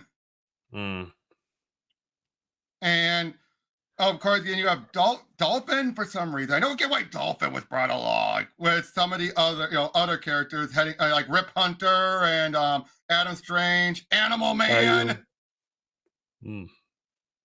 So many of them, and they find Brainiac to reactivate him to try and gain his help.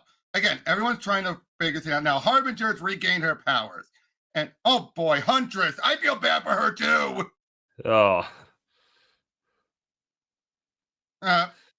Just stuff like that. Finding out her parent, like there's no gravestone back here. Nothing to indicate my father ever died, let alone lived. Just look at her freakout.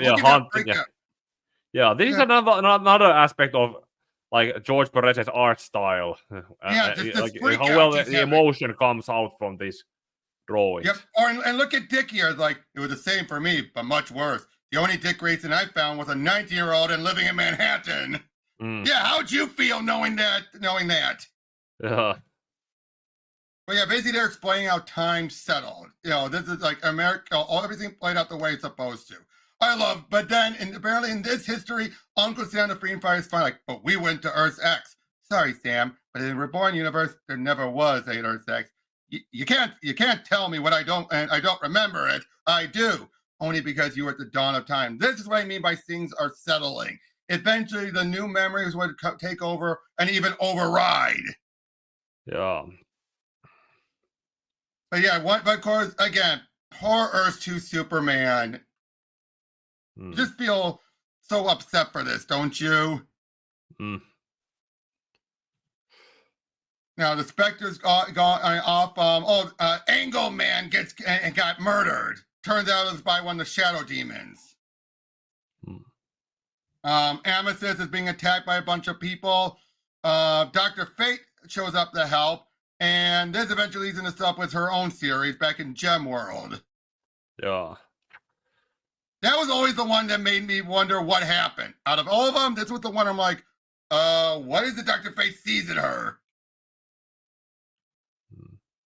Oh, Earth 2, Wonder Woman, oh boy, again. You feel so bad for all the Earth 2 characters that have counterparts. Like some of them, like Jay and the others, can fold over. The Superman and Wonder Woman, no. Yeah, or they could have Huntress just. and Robin. Yeah, it would have. Yeah, not just like melding together as with the as there would have been that would have been also weird because it would essentially it would also overwrite memories and essentially then erase them from existence. But it eventually does happen. Exactly.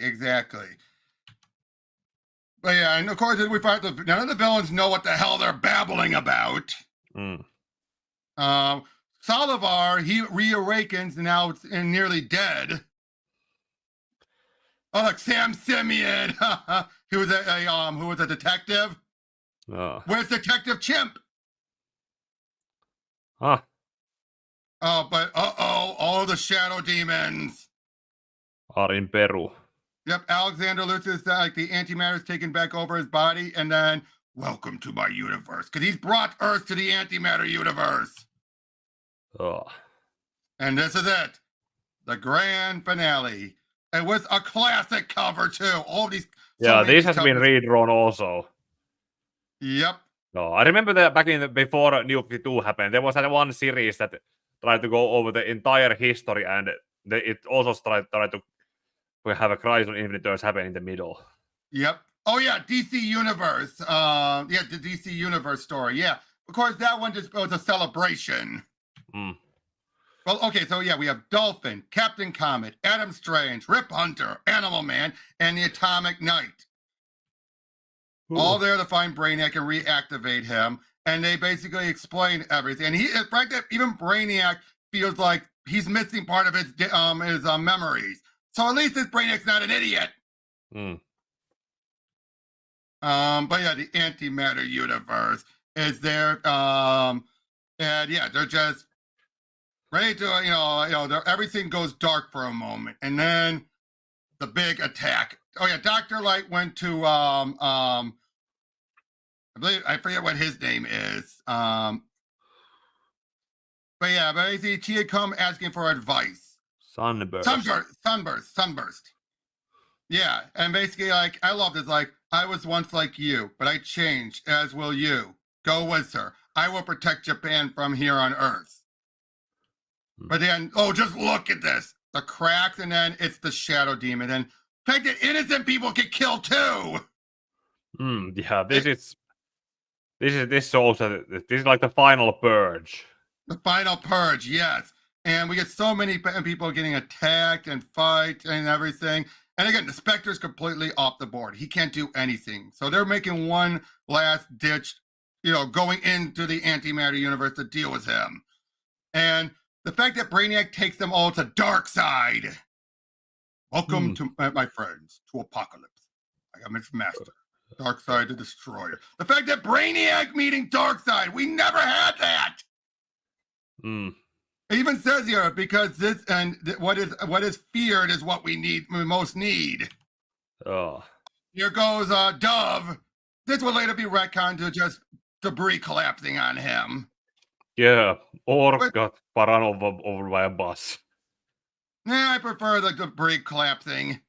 Yeah, that's why I said it like that, because it was really ridiculous just randomly get run over by a bus. Right. But look at this. All the magic users are getting with Doctor with 13 and Alan Scott Green Lantern at the center of it. Yeah, and an inverted umbrella logo. Oh, there's Barry with his one image. Yeah. And then, oh boy, finding his costume and okay, this time I actually feel bad for Psycho. He is completely broken. Yeah, this is another incident that if they recreate this, the voice acting for these characters when they read these lines, this has to be done right. It does. Oh, by the way, the fact they use this on the absolute cover. Yeah. Great cover. But oh man, there he is. That is the best looking of the Antimatter in his new armor. Yeah. Oh, Laurie's death. Poor Laurie. Oh. Oh, we get Prince Rahman. We Earth see 2 Green Arrow dies. Yep, Earth 2 and Clayface dies. This is what the Clayface 2, Matt Hagen. Ah. And he would stay dead. He would never, and they would only have to retcon that he was somehow alive. Because even by Mudpack, I love. There's a great bit in there. He basically, you have the very first Clayface, the actor. Basil Carlo. Yeah, basically, yeah. He has Clayface there. He molds it up, pours water, and he goes, "Live again." Nothing. Well, smash it. Like, guess you're gonna have to sit this one out. But I love it. He just gets it up, pours water, and does this big dramatic "Live again." You know, just like the actor would, just like an actor would. Yeah. Oh, Cole's death. I always found this interesting. It's like we don't see what happens exactly. Did they get through, or because all we ever see left is just a bit of Cole's crystals on it? But in fact, you do know Mark Wolfman created Cole to die here, right? Yeah. At least he died trying and failing, but still trying to keep Robin. And she still remembered. But yeah, but we never got made clear exactly what happened. Maybe the power she was trying to hold back was too much, and eventually, yeah, that's probably what happened. But yeah, the magical beings grabbing onto the shadow demons, and then we find out what Dr. Light's purpose is: to absorb the sun. All the while, then Alexander utilizes so much of all of his antimatter energy and attacks directly. And then finally, they weaken him, and then she blasts him. And look what happens. Like, wham! This reminds you of the potential of how powerful Chemio is. Yeah. And then Alexander opens a portal to get them all through. But then you see all of the shadow demons are back in and reabsorbed into the Anti-Monitor, who then seemingly kills Earth 1 Wonder Woman. Oh. And then I love this. Earth 2 Superman just punches them, takes them out, and then Superboy flies over there and throws Lady Quark and Earth 1 Superman back in. I love this. Ugly, you may be right, but somebody did clean up the garbage. Guess I was elected. So yeah, so far, right now, it's just Alexander, Superboy Prime, and Earth 2 Superman. Oh, but yeah, they're able to somehow tap into Alexander.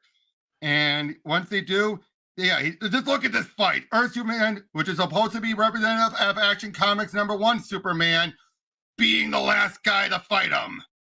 Yeah. Makes so much sense. Yeah, first one in, last one out. Exactly. But with Darkseid help, He blasts them into the sun. You owe me nothing, but one day you will pay.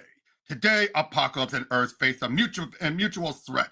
Cooperation was essential for survival. Go and leave my world, but be warned. When next we meet, it shall be as enemies, which will lead to legends. Yeah. And Darkseid is one of those because Darkseid remembers what happened before all this. Yep. Darkseid remembers everything through this. Yep. Like, was it Parasites, the Rudy Jones origin that Darkseid remembered the previous Parasite and said, "Hey, go over there and become Parasite." Yeah, exactly. But yeah, they finally take out the antimatter. Everything seems to be going down. We find out that Earth 2 Lois survived, and yeah, basically they take him into limbo, basically. And I'll be honest, this is a good send-off. Yes. But I will say this also, Infinite Crisis does not negate this. Some people like to say it does. I feel like, no, this is a happy moment, all things considered. But Infinite Crisis then adds the realism of what would happen.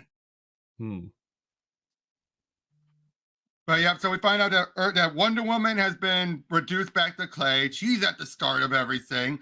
Whereas then Earth 2 Wonder Woman is living among the gods, which means she's been there the whole time between now and Infinite Crisis, which I don't mind that. Basically, everyone gets pushed back into the origins they eventually get. Yep. Yeah, we just see so much and this is where we see Wally taking up the mantle finally. Yeah. And yeah, Jonah got sent into the future for a moment before he was got back. Yeah, but that was a good shakeup, I would think. But apparently they say the split that has ruptured the Guardians of the Universe. They never really go into that much. But the fact that Psycho Pirate remembers everything and more than what happened to that during Animal Man. Yeah. But yeah, that's Crisis on Infinite Earth. Still a classic, if you ask me. It is still a classic. Yeah. I mean, where do you stand on all of it? It is a very, very amazingly well done. Exactly. And the whole.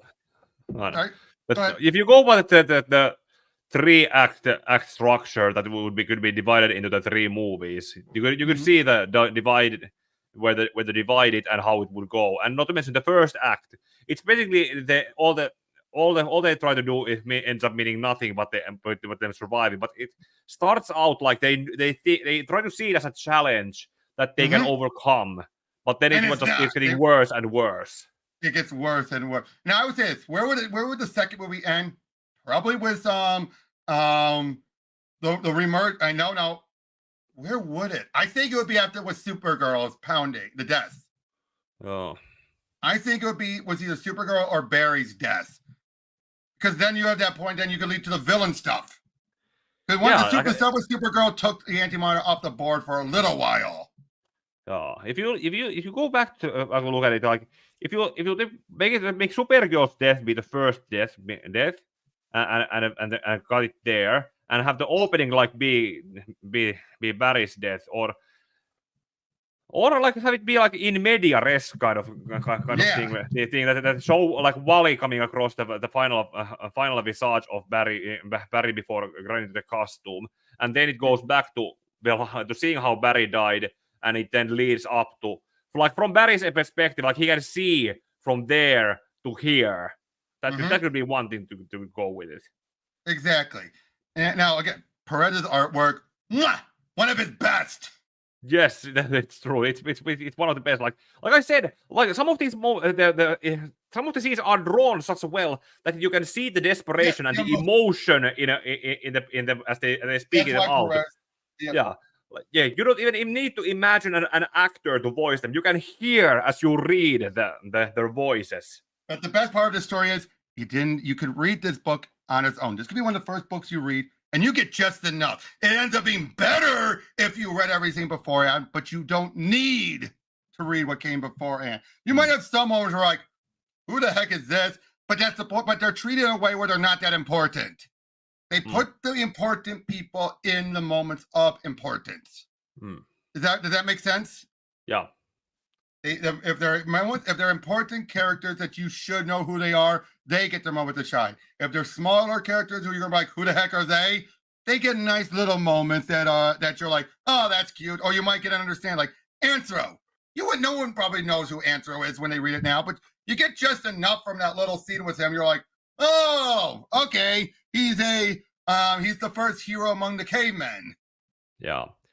Okay, some note I could probably write down to the script before I eventually start writing it is that randomly brought up characters, others, but that's fine. Yeah, but yeah, because that's a good point though. Is it though? It's like how many? Because like I said, look at with Anthro, for example, or Kamandi. Heck, look at King Salivar being utilized. It's like I feel he was the most underutilized out of everyone there. Because hey, he didn't even come back to the very end, and even then he's just like, "What happened? I should be dead." Ugh, yeah. But yeah, you just have things like again. There's just so much about this that works. And like I said, yes, there's some of those cross through lines, but most of them it more piqued your interest. But the moments of them intersecting make some sense. Some sense. Would you agree with that? Like again, the stuff with Blue Devil. He was brought there to help out with the Red Tornado, which Red Tornado was dealt with in the main series. Yeah. And then so it's crossing through to that, and then heading back out into the tie-ins. Yeah. But yeah, what would you say? I still think the death of Supergirl is the peak. It's the peak moment here. Yeah. And I'm worried they'll butcher it. And I'm worried they'll butcher it in the animated stuff. Yeah, maybe she lives through it. Oh God, I hope not. I hope not. I don't want them to butcher this. Yeah. Some characters who the way how some characters are killed is usually like it's the like having some characters die could be the sendo that some characters who live since they were supposed to die, they eventually end up going like just existing. They don't live, they just exist. Yep, but still, the fact that you had so many finest moments among characters here, so many, and I'd say also. I hope they handle Pariah well. I hope they handle Lady Quark well. I really hope they handle Harbinger well. And like so many characters, I hope they get the voice right. And also, I'll say it'd be nice. It's nice to be able to see a proper Antimatter again. Not that I had anything against the Green Lantern anime series version of the Antimatter. That was an interesting handling, but yeah, when they didn't have a crisis to tie that version. I don't think Tom Kenny did phenomenal as the Anti-Monitor. Being a robot. Nice as I last saw it, but I think I remember some. Yeah, he was a robot. He was basically the ruler of the Manhunters. Yeah. And then, but of course, he was all there for Aya to take out and become evil. Yeah. But again, yeah, just overall, this event, it set a standard. It set the groundwork. And it's what got me heavily more. Okay. Superman, The World Without a Superman may be my first comics. It was the crisis that really got me into it. It's why I love the multiverse so much. This idea of parallel worlds, parallel Earths that coexist side by side. It's simple. Why do people want to make it so complicated when it's so simple? Why? Yeah, not to mention like when it was still kept as a on a solid map around like how it was before Dark Crisis made it be like this many Earths. Because Convergence did that first. Yeah, but when there was just 52 Earths, not every Earth had anything established. Those were just placeholders, and some Earths. You know what the downside is with that 52 Earths though was Morrison came up, filled most of them in, which I felt was not fair. They only left like 4 or 5, like 5 of them open-ended as, oh, these can be whatever you want. One of them went to Milestone. It was reserved for Milestone. But it felt like that's the problem when you have a finite. Someone's just going to fill it in before anyone else has a chance. You know what I mean? Yeah. But again, well, the new Crisis events could have been used to rewrite them eventually, that's true. Or combine them and get more stand-ins. But again, who could say? But yeah, overall, a great event, great stuff. And Pete and I are going to probably over the next over 2024 because that's probably by the next time we'll be able to record. We'll be going over the other events, the other crisis events, 0 Hour, Infinite Crisis, Final Crisis, Dark Crisis, the Metal events. If there are actual crisis events that involve the multiverse, we will go over them. Yeah. Heck, I might fit in Dark Side War just for the heck of it. Yeah.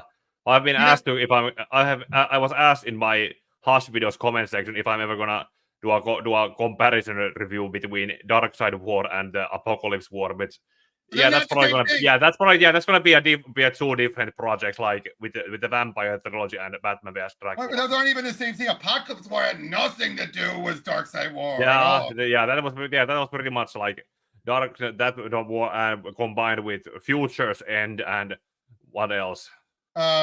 Futures End and the Earth 2's future, whatever that was. World's End. Yeah, the Earth 2 World's End. That's what it combined with. But yeah, it's like all Apocalypse War was to shut the door, because I'll be honest, that DC animated universe was not that well thought out. Yeah. Jared had that interview with Sam Liu about it where they talk about how those movies were made and were brought up, and I had to rewatch it when I was getting some, because I had to talk about it in my Throne of Atlantis video also. What did they say? There was something about the movies were pretty much done as job security for the people who worked on them, and apparently Bruce Timm had also told Sam Liu that when they were going for the Apocalypse War, it was just whatever script you have for the next one, throw it in the fire. We're going out in this with this one. Wow. Yeah. You can go watch the interview on Jared's channel. I will. Okay, everyone. Thank you for. It's good for us to wrap up here. Thank you, everyone, for tuning in. Thank you, Pika, and we'll see you guys on the next one. May your heart be